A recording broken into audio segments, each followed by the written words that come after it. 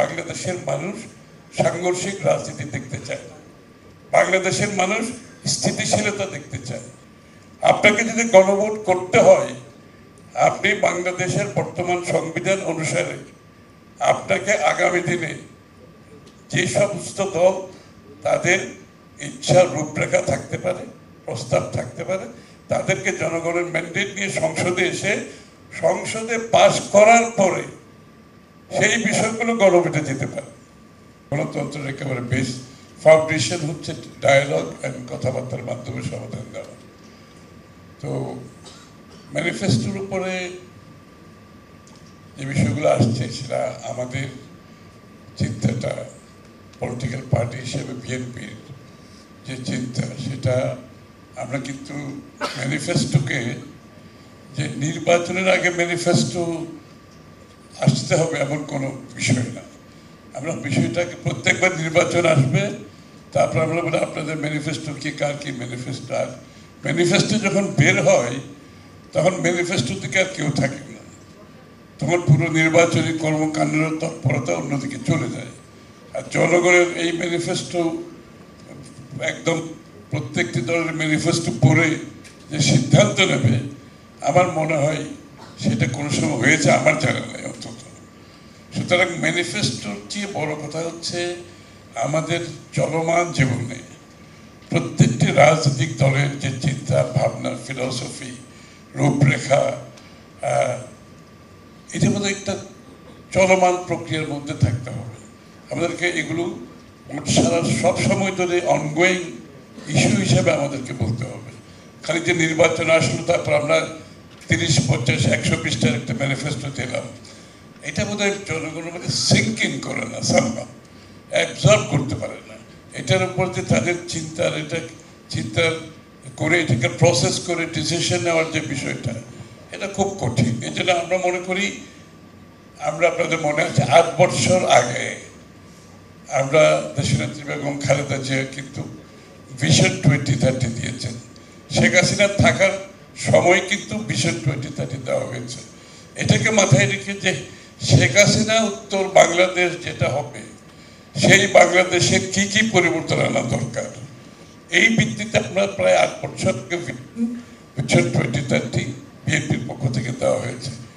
এর পরবর্তী সময়ে যে অনেকগুলো 8 বছরে অনেক পরিবর্তন হয়ে গেছে দেশের, সেটাকে মাথায় রেখে আমরা 27 পয়েন্টস সংস্কার প্রস্তাব দিয়েছি, 27 দফার উপর একটা সংস্কার প্রস্তাব দিয়েছি এই পরিবর্তনের কারণে।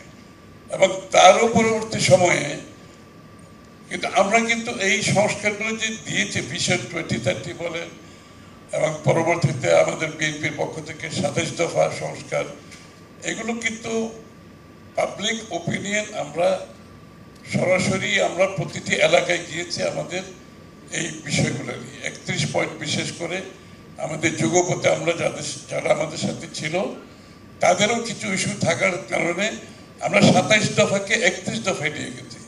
সাইফুল ভাইরা আমাদের 42টি দল যারা যুগপথে আমাদের সাথে কাজ করেছে, এটাকে 31 পয়েন্টে নিয়ে যাওয়া হয়েছে। এবং 31 পয়েন্ট প্রিপারেশনে কিন্তু আমরা সর্বস্তরের মানুষের সাথে কথা বলেছি, সর্বস্তরের মানুষের কথা বলেছি। তারপরেও 31 দফা আমরা দেওয়ার পরে আমরা পাবলিক ওপিনিয়ন, যেটা আজকে প্রেজেন্টেশনে আসছে, যে জনগণের ইচ্ছার পরিপ্রেক্ষিতে আরো কোনো দফা বাদ যাচ্ছে কিনা, আরো কোনো চিন্তা ভাবনা যেটা জনগণ করছে, যেটা হয়তো আমাদের 31 দফায় আসে নাই। এই জন্য আমরা 31 দফা একেবারে প্রতিটি অঞ্চলে নিয়ে গেছি, জনগণের সামনে পেশ করেছি এবং তাদের মতামত দিয়েছি। এবং আমাদের ওয়েবসাইটে বলা হয়েছে 31 দফার বাইরেও যদি কারো কোনো চিন্তা থাকে সেটা আপনারা আমাদেরকে জানান, আমরা চেষ্টা করব এটা আমাদের 31 দফার সাথে অ্যাড করার জন্য আগামী দিনে। সুতরাং আমরা অলরেডি এই এক্সারসাইজটা করেছি, যেটা প্রেজেন্টেশনে বলা হয়েছে যে জনগণের ইনপুট ইজ ভেরি ইম্পর্টেন্ট।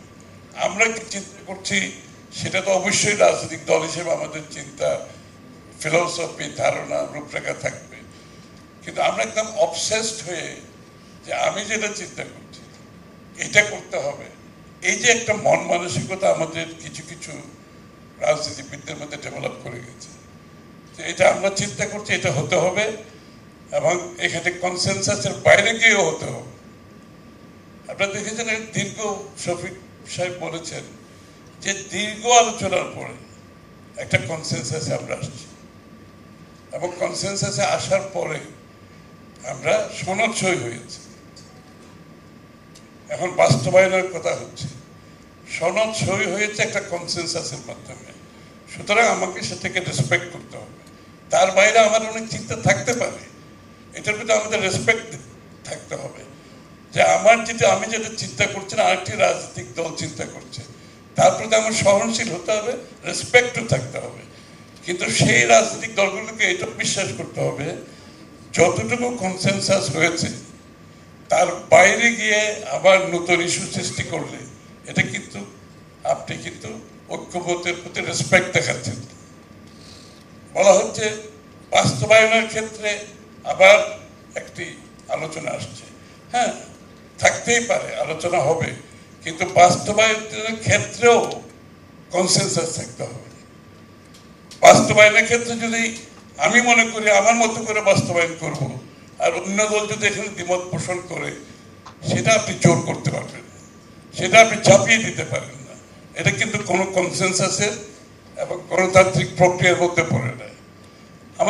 আমাদের সমস্যা হচ্ছে শেখ হাসিনা 15, 16, 17 বছর এই দেশটা শাসন করে আমাদের মধ্যে একটা কেন জানি স্বৈরাচারিতার একটা মনোভাব চলে আসছে। আমরা মনে করি যে আমার দফা, আমার দাবি, আমার চিন্তা না থাকলে তাইলে কিন্তু আমাদের এটাকে গ্রহণ করা যাবে না। তো সুতরাং এই দীর্ঘ আলোচনার পরে যে কনসেনসাস হয়েছে এটা বাস্তবায়নের ক্ষেত্রে কনসেনসাস হতে হবে। কনসেনসাসের বাইরে যাওয়ার কোনো সুযোগ নেই। কনসেনসাসের বাইরে তখনই আপনি যেতে পারবেন যখন আপনি আপনার দাবিগুলো নিয়ে জনগণের কাছে যাবেন। এখানে কিন্তু এই কনসেনসাসের মধ্যে আমাদের কিন্তু 31 দফা সবকিছু আসে নাই, কিন্তু আমরা সেটা নিয়ে রাস্তায় যাচ্ছি না। আমরা সেটা নিয়ে কোনো ধরনের একটা নিজেদের মধ্যে একটা ডিভিশন করার চেষ্টা করছি না। আমরা সেটা নিয়ে জনগণের কাছে যাব। আমাদের যে বিষয়গুলো কনসেনসাসে আসে নাই, আমরা কিন্তু আগামী নির্বাচনে সেইগুলোরই আমরা জনগণের কাছে যাব এবং যে যতটুকু ঐক্যমত হয়েছে এটা তো আমরা বাস্তবায়ন করবই, আর যেগুলোতে ঐক্যমত হয় নাই সেগুলো আমরা জনগণের কাছে নিয়ে যাব। জনগণ যদি আমাদেরকে ম্যান্ডেট দেয় সেটা আমরা বাস্তবায়ন করব।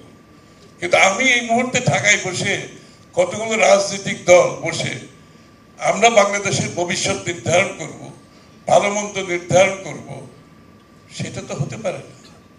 সেটা আপনি জনগণের মতামত নিতে হবে। যে জনগণের মালিকানার জন্য 17 বছর মানুষ ত্যাগ স্বীকার করছে, আপনি এখন মালিক নিজে হয়ে যাচ্ছেন কেন? মালিক তো জনগণ।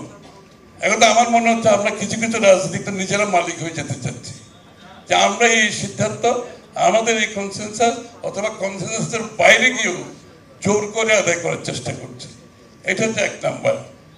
ঐক্যমতের বাইরে যাওয়ার কোনো সুযোগ নাই। The chapter is closed. এর বাইরে যদি আপনি কিছু করতে চান, আপনি আগামী নির্বাচনে আপনার ম্যানিফেস্টোর কথা যত হয়েছে আপনার ম্যানিফেস্টোতে নিয়ে আসে। আপনি ম্যানিফেস্টোতে জনগণের ম্যান্ডেট নিয়ে সংসদে আসেন। এইখানে অন্য দলের উপর চাপিয়ে দেওয়ার চেষ্টা করবেন না, দয়া করে। আপনার চিন্তা, আপনার ভাবনা অন্য দলের উপর চাপিয়ে দেওয়ার চেষ্টা করবেন। আপনি আগামী নির্বাচনে জনগণের কাছে যান, ম্যান্ডেট নিয়ে সংসদে আসেন, পাস করেন।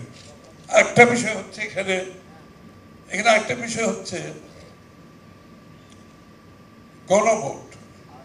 আরেকটা বিষয় হচ্ছে এই যে গণভোটটা কি ব্যাপার? এই যে আজকে যে সরকারটা ক্ষমতা, অন্তর্বর্তী সরকারটি আছে, এই সরকারটা কিন্তু বর্তমান সংবিধানের পরিপ্রেক্ষিতে এই সরকারটা হয়েছে। বর্তমান সংশোধনা এটাকে মাথায় রেখে কিন্তু বর্তমান অন্তর্বর্তীকালীন সরকার শপথ নিয়েছে বর্তমান সংবিধানকে নিয়ে, এবং এই সংবিধানে গণভোটের কিছু নাই। এই সংবিধানে গণভোটের কিছু নাই।